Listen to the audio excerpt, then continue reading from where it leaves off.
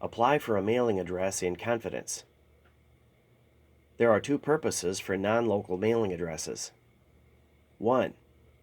For governmental purposes only.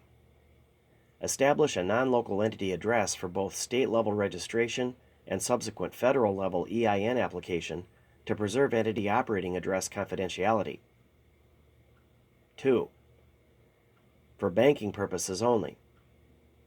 Establish a non-local entity address for each new checking account to preserve entity banking address confidentiality. Part of the primary essential ingredient to a private levy-proof entity checking account. There are several opportunities for the shrewd individual to rule out a prospective postal or non-postal mailing address provider. Online applications, package acceptance, content scanning, forwarding, and rental and service fees are necessary considerations. Complete an application in the name of the private entity with the individual completing the application as agent for the private entity. All providers now fall under postal regulations, so all names in which mail and packages are to be received must be listed on the application.